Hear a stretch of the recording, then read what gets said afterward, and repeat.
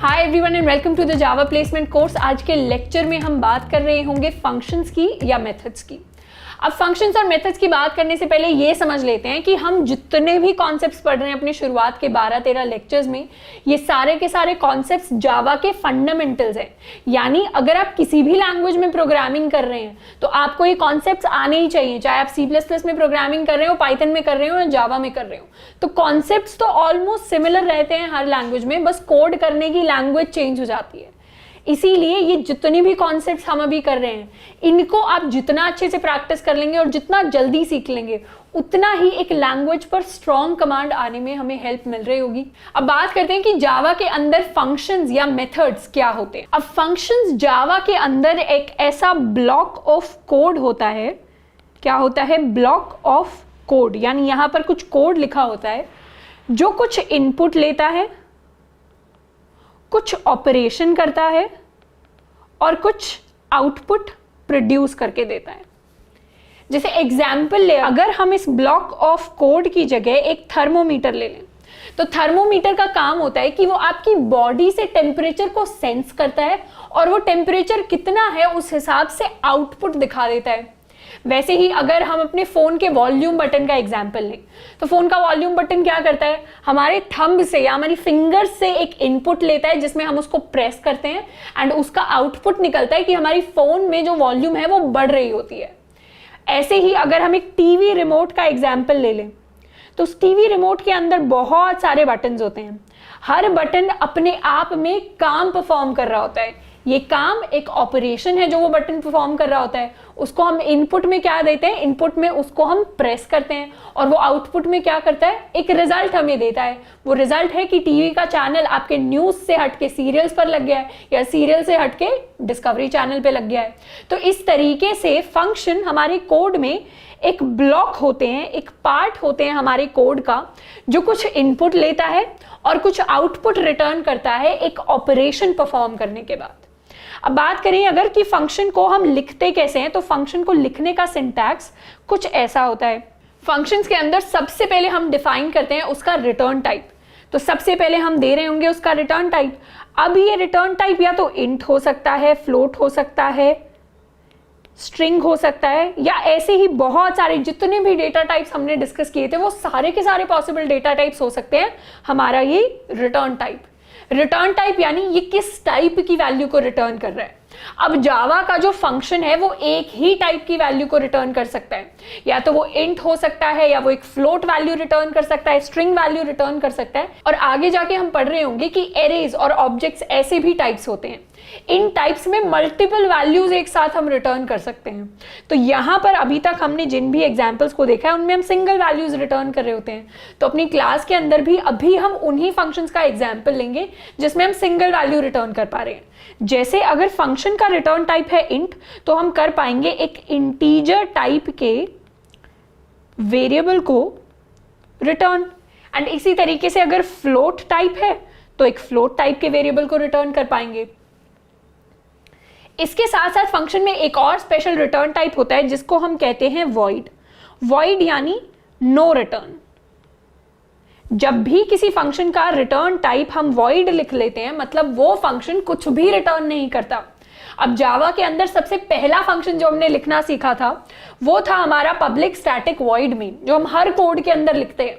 तो जो भी फंक्शंस मेथड्स की हम बात कर रहे हैं वैसा ही मेन फंक्शन भी होता है हमारे कोड के अंदर, जिसका रिटर्न टाइप अगर आप ध्यान से देखेंगे तो वॉइड है। अब दीदी ये पब्लिक और स्टैटिक क्या है वॉइड के सामने? तो पब्लिक और स्टैटिक दो कीवर्ड्स हैं। पहला कीवर्ड है पब्लिक, दूसरा कीवर्ड है स्टैटिक। ये हर फंक्शन के आगे लिखे जाते हैं जो हमारी मेन क्लास होती है, जो हमारी प्राइमरी क्लास होती है फाइल के अंदर। और ये क्यों लिखे जाते हैं उसके बारे में हम आगे जाकर एक ऊप्स का कॉन्सेप्ट पढ़ेंगे। ऑब्जेक्ट ओरिएंटेड प्रोग्रामिंग नाम का एक कॉन्सेप्ट पढ़ेंगे जिसके अंदर समझेंगे कि पब्लिक का क्या मतलब होता है और स्टैटिक का क्या मतलब होता है। पर अभी के लिए मान लेते हैं कि जितने भी फंक्शंस हम अपनी प्राइमरी क्लास के अंदर लिख रहे हैं उन सब के आगे हम पब्लिक स्टैटिक लगा रहे होंगे बाय डिफॉल्ट। तो पब्लिक स्टैटिक तो हम अपने सारे फंक्शंस के सामने रिटर्न टाइप के सामने कुछ इस तरीके से लगाएंगे। उसके बाद आ जाएगा हमारा रिटर्न टाइप। उसके बाद हम लिखते हैं अपना फंक्शन नेम।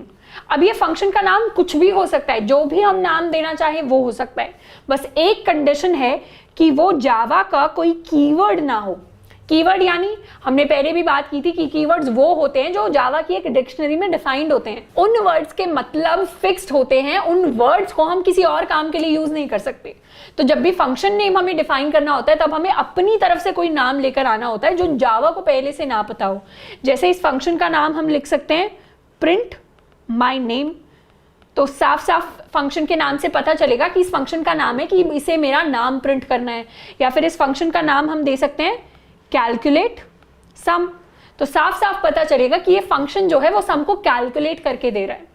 अब अच्छे प्रोग्रामर्स हम तब बनेंगे जब हम फंक्शंस के नाम वैसे रखेंगे कि नाम पढ़ते ही हमें पता चल जाए कि ये फंक्शन क्या काम कर रहा है, क्या ऑपरेशन परफॉर्म कर रहा है। तो हमने दो चीजों की बात कर ली, सबसे पहला था हमारा रिटर्न टाइप, उसके बाद हम दे रहे होंगे अपने फंक्शन का नाम, उसके बाद आते हैं हमारे आर्ग्यूमेंट्स। आर्ग्यूमेंट्स यानी इनपुट्स। फंक्शन के पास जितने भी इनपुट आते हैं उन सबको हम कहते हैं आर्ग्यूमेंट्स। तो फंक्शन के पास एक बार में एक आर्ग्यूमेंट भी आ सकता है, दो आर्ग्यूमेंट भी आ सकते हैं और बहुत सारे आर्ग्यूमेंट्स भी आ सकते हैं। कैसे? सबसे पहले हम आर्ग्यूमेंट के लिए डिफाइन करते हैं टाइप, कि कौन से टाइप का आर्ग्यूमेंट आ रहा है। जैसे हमने रिटर्न टाइप डिफाइन किया था वैसे ही ये आर्ग्यूमेंट का टाइप कुछ भी हो सकता है। ये इंट भी हो सकता है, फ्लोट भी हो सकता है, स्ट्रिंग भी हो सकता है, आपका बूलियन भी हो सकता है, एंड सो ऑन। उसके बाद हम लिखते हैं अपने आर्ग्यूमेंट का नाम। अब जैसे हमें कोई एज इनपुट में देनी है तो हम कैसे लिखेंगे? Int as. एज के साथ साथ हमें उस पर्सन का टेम्परेचर भी देना है जो एक फ्लोट वैल्यू है, तो उसको कैसे देंगे? Float temperature. तो इस तरीके से कॉमा लगा के हम मल्टीपल आर्ग्यूमेंट्स एक फंक्शन के अंदर पास कर सकते हैं, और ये सारे के सारे आर्ग्यूमेंट्स यानी इनपुट्स हम पेरेंथेसिस के अंदर लिखते हैं कॉमा से सेपरेट कर करके। और हर एक आर्ग्यूमेंट का टाइप सेम हो ये जरूरी नहीं है, हम अलग अलग टाइप के आर्ग्यूमेंट्स एक साथ इनपुट ले सकते हैं किसी भी फंक्शन में। अब हमने रिटर्न टाइप लिख लिया, फंक्शन नाम लिख लिया, आर्ग्यूमेंट सारे ले लिए यानी इनपुट ले लिए। अब हम कर्ली ब्रेसेस के अंदर कुछ ऑपरेशन को परफॉर्म करेंगे। जैसे जैसे अपने काम करने के लिए जितने भी कोडिंग वाले स्टेप्स हम मेन फंक्शन के अंदर लिख रहे होते थे, वो सारे के सारे स्टेप्स हम इस फंक्शन के अंदर भी लिख सकते हैं। तो एक तरीके से फंक्शन के अंदर जितनी भी चीजें आप लिखते हैं वो सारी की सारी डिफाइन करती हैं कि इस फंक्शन का काम क्या है और ये क्या ऑपरेशंस को परफॉर्म कर रहा है। अब एक एग्जांपल के साथ समझते हैं। मान लीजिए हमें क्वेश्चन दिया print a given name in a function, तो हम क्या करेंगे? यूजर से एक नाम इनपुट ले लेंगे और एक फंक्शन को कॉल करेंगे। फंक्शन का नाम हम मान लेते हैं होगा प्रिंट माई नेम। अब ये प्रिंट माई नेम जो भी फंक्शन है इसमें हम अपने नाम को प्रिंट कर रहे होंगे, और इस फंक्शन को एग्जीक्यूट करना यानी इस फंक्शन को कॉल करवाने के लिए जो स्टेटमेंट हम यूज करते हैं कि इस फंक्शन को एग्जीक्यूट कैसे करवाएं, इसको रन कैसे करवाएं, उसके बारे में भी देखेंगे कोड की हेल्प से। अब सबसे पहले हमारे कोड में हमने क्लास डिफाइन कर लिया अपनी फंक्शंस, उसके अंदर मेन फंक्शन हमने ऑलरेडी लिखा हुआ है। अब क्या करेंगे? एक नया फंक्शन बनाएंगे। नया फंक्शन का नाम है पब्लिक स्टैटिक, जो कि दो कीवर्ड्स हम पहले लिख रहे हैं बाय डिफॉल्ट। इसका रिटर्न टाइप हम रखेंगे वॉइड, क्योंकि ये फंक्शन कोई काम परफॉर्म नहीं करेगा। इस फंक्शन का नाम है बस हमारे नाम को प्रिंट करवाना, तो इसको नाम दे देते हैं प्रिंट माई नेम। अब जावा में डिफरेंट वेरिएबल या आइडेंटिफायर, ये जो नाम हमने दिया इसे आइडेंटिफायर कहते हैं जावा में, इनको लिखने के अलग अलग तरीके होते हैं। ये थोड़ा सा हम टॉपिक से अलग जा रहे हैं पर ये जरूरी है सीखने के लिए। अगर हमें कुछ भी लिखना है, जैसे हमें प्रिंट माई नेम लिखना था, तो या तो हम इसे ऐसे लिख सकते थे प्रिंट माई नेम, या हम इसे ऐसे लिख सकते थे प्रिंट अंडरस्कोर माई अंडरस्कोर नेम, या हम इसे ऐसे लिख सकते थे print capital MY capital N और नेम। तो हम ये वाला कन्वेंशन फॉलो कर रहे हैं जिसको हम कहते हैं कैमल केस। तो अपर केस और लोअर केस के लेटर्स को लिखने का ये तरीका होता है कि शुरुआत वाला जो वर्ड है वो सारा आप लोअर केस में लिखिए, छोटे कैरेक्टर्स में लिखिए। उसके बाद जैसे जैसे आप वर्ड्स जोड़ रहे हैं वैसे वैसे फर्स्ट लेटर जो है वर्ड का वो कैपिटल हो जाएगा। ऐसी स्कीम ऑफ राइटिंग को हम कहते हैं कैमल केस। अब जावा के अंदर बाय कन्वेंशन हम कैमल केस यूज कर रहे होंगे। क्यों? क्योंकि बाय डिफॉल्ट जितने भी फंक्शंस होते हैं जावा के अंदर वो सारे कैमल केस में लिखे हुए हैं। ऐसे ही अगर आप पाइथन की बात करेंगे तो पाइथन में ये वाला केस यूज होता है। ऐसे ही जावास्क्रिप्ट के अंदर अलग केसेस यूज होते हैं। बाय डिफॉल्ट जावा के अंदर हम ये वाला केस यूज कर रहे होंगे क्योंकि कोड फिर सिस्टमैटिक लगता है। हम सारे के सारे फंक्शंस, वेरिएबल्स को इसी कैमल केस में लिख रहे होंगे, तो एक यूनिफॉर्मिटी आएगी हमारे कोड के अंदर। सारा कोड हमें नीट एंड क्लीन और एक जैसा दिखाई देगा। तो अब public static void print by name हमने नाम दे दिया। अंदर आर्ग्यूमेंट क्या आएगा? आर्ग्यूमेंट एक ही आएगा, यानी इनपुट एक ही आएगा। हमें इस फंक्शन को इनपुट में क्या देना पड़ेगा? हमारा नाम, ताकि ये उसे प्रिंट कर सके। तो इनपुट का टाइप हम लिखेंगे स्ट्रिंग और आर्ग्यूमेंट का नाम क्या होगा? इसे देते हैं नेम। और इस फंक्शन के अंदर हम प्रिंट स्टेटमेंट लिख देंगे, प्रिंट करवा देंगे हमारा नाम। एंड अब इस फंक्शन से हमें बाहर निकलना है, मतलब ये फंक्शन अब खत्म हो गया, अब इसे हमें बाहर निकलना है। तो एक रिटर्न कीवर्ड का हम यूज करते हैं। रिटर्न का मतलब होता है कि जहां से भी आप इस फंक्शन के अंदर काम करने आए थे, अब बाहर चले जाइए। अगर ये फंक्शन कुछ आउटपुट रिटर्न कर रहा होता, मान लीजिए इंट ये रिटर्न कर रहा होता, तो यहां पर हम रिटर्न में वो इंटीजर जो भी है वो रिटर्न कर देते। तो 1 एक इंटीजर है, तो हमने एग्जाम्पल में 1 लिख दिया है कि इस फंक्शन ने प्रिंट करवा दिया नाम को और अब ये 1 रिटर्न कर रहा है। लेकिन हम टाइप रखेंगे वॉइड, तो रिटर्न कुछ भी नहीं होगा, एंड ऊपर वॉइड। अब इस फंक्शन के लिए हम एक इनपुट ले लेते हैं यूजर से। तो यूजर से इनपुट लेने के लिए एक स्कैनर ऑब्जेक्ट बना लेते हैं, स्कैनर क्लास की।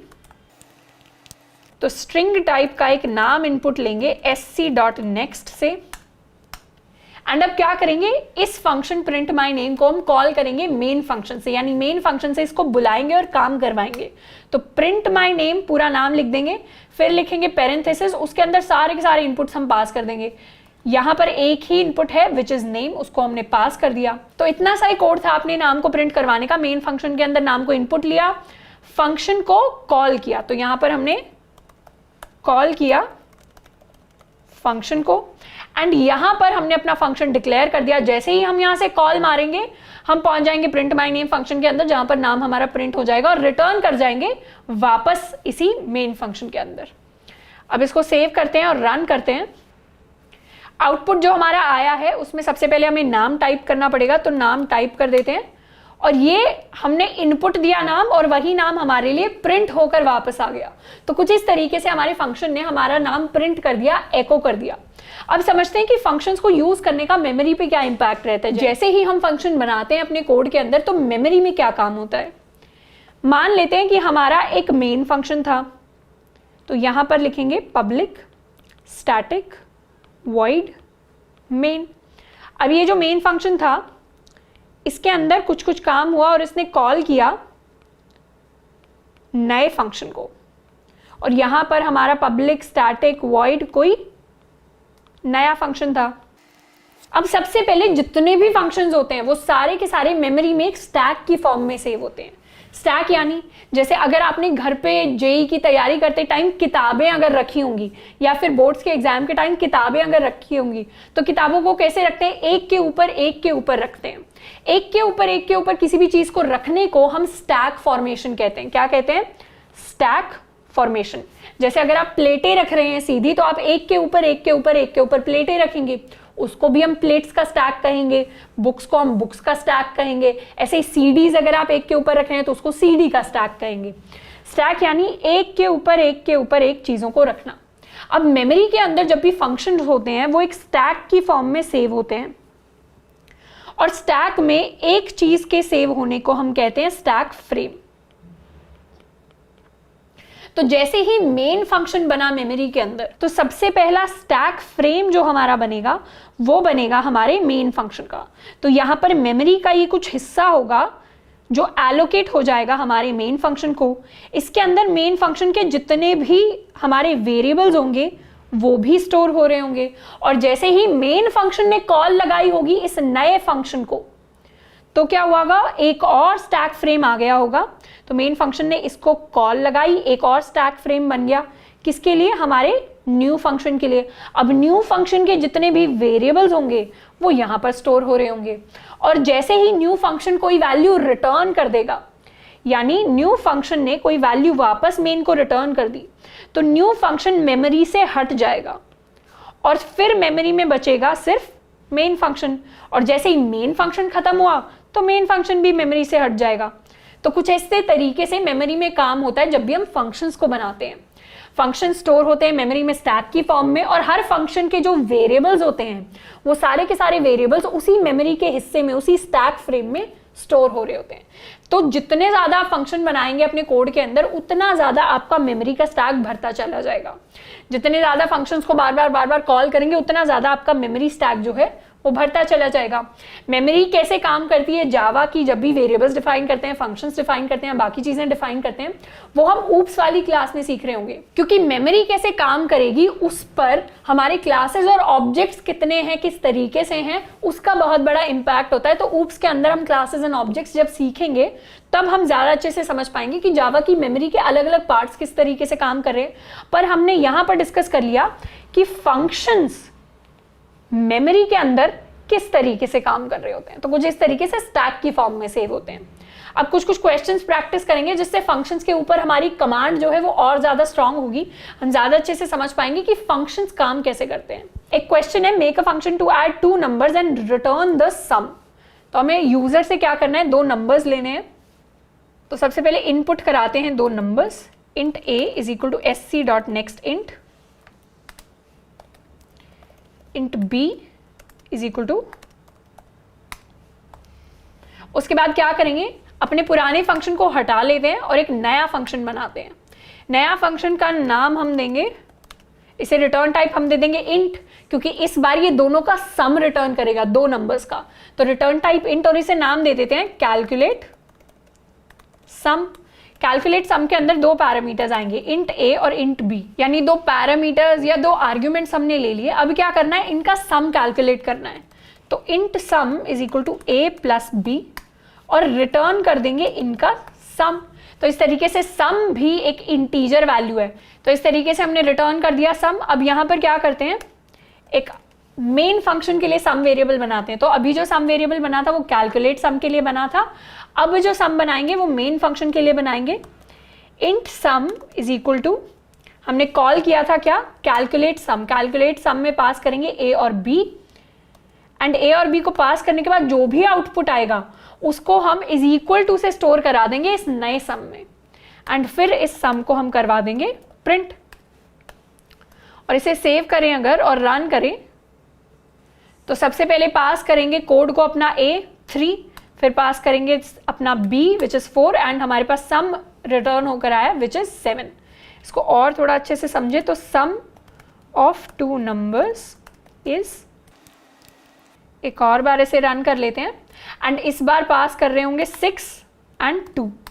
तो सम ऑफ 2 नंबर्स इज 8 हमारे पास रिटर्न होकर आ गया। तो कुछ इस तरीके से हम फंक्शन बना सकते हैं 2 नंबर्स के सम को कैलकुलेट करने के लिए। अब ये जो आर्ग्यूमेंट्स हम ले रहे हैं अपने फंक्शन के अंदर, int a, int b, string a, string b, ये सारे आर्ग्यूमेंट्स 2 तरीके से पास होते हैं।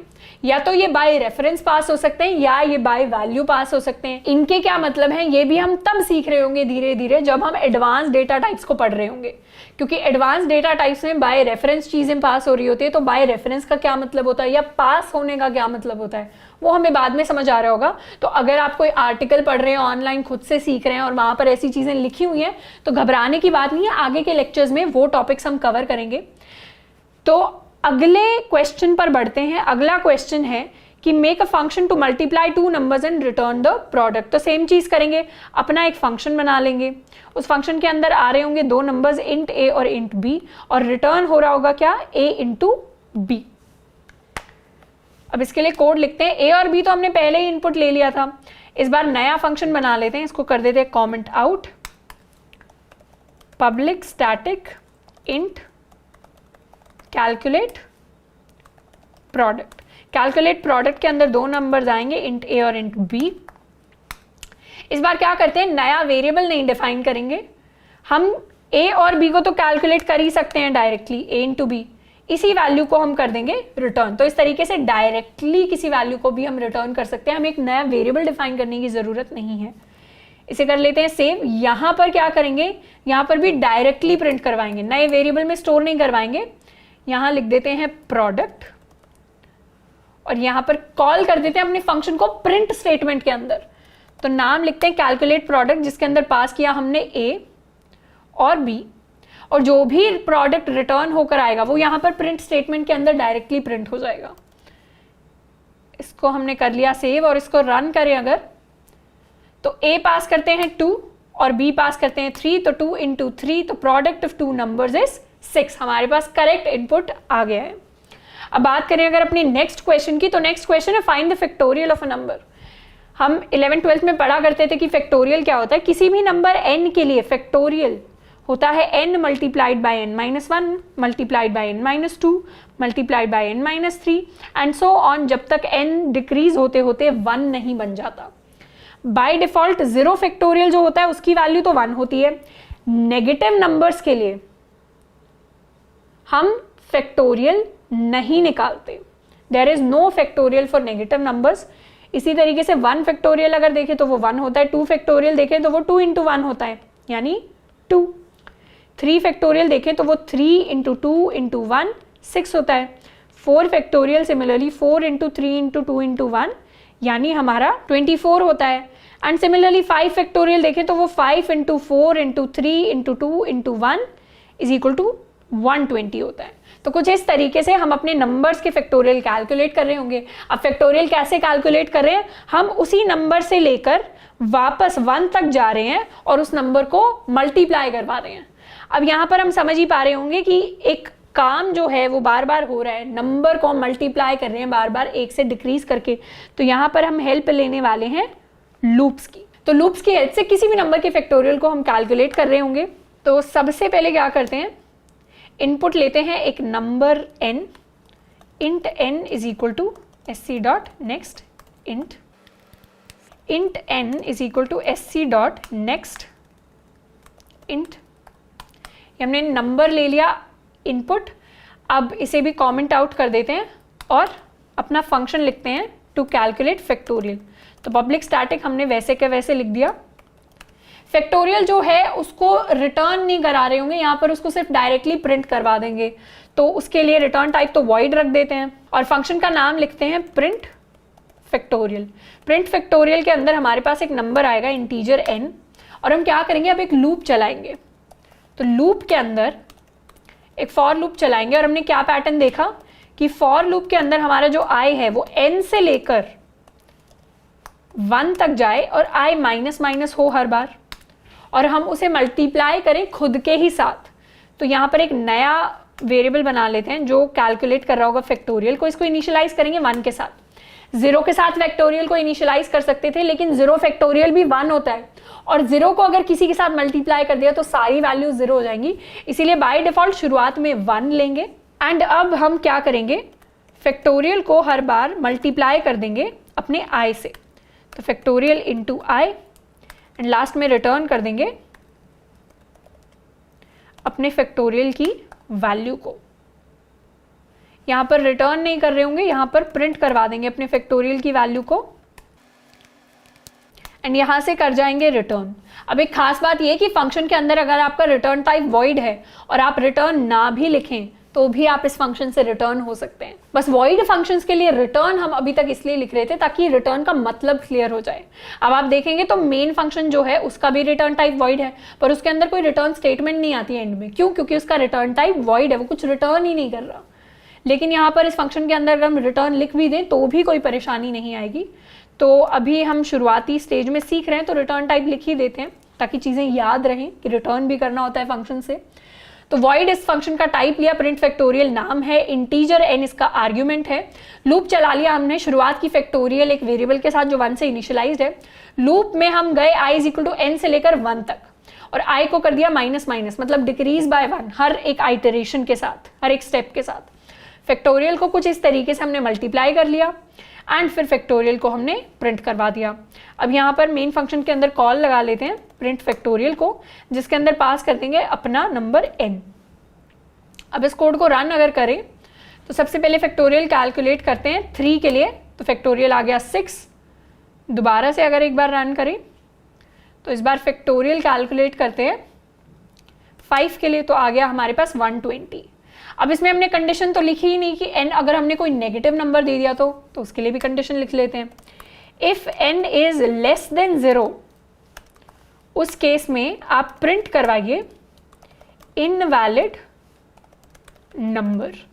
और यहां से अब आप कर जाइए रिटर्न। तो रिटर्न का ये फायदा है कोड के अंदर कि अगर आपको आखिर में रिटर्न नहीं करना, बीच में कहीं पे रिटर्न करना है, तो आप बीच में भी जहां पर भी रिटर्न स्टेटमेंट लिख देंगे अपने फंक्शन के अंदर, वहीं से आप रिटर्न कर रहे होंगे।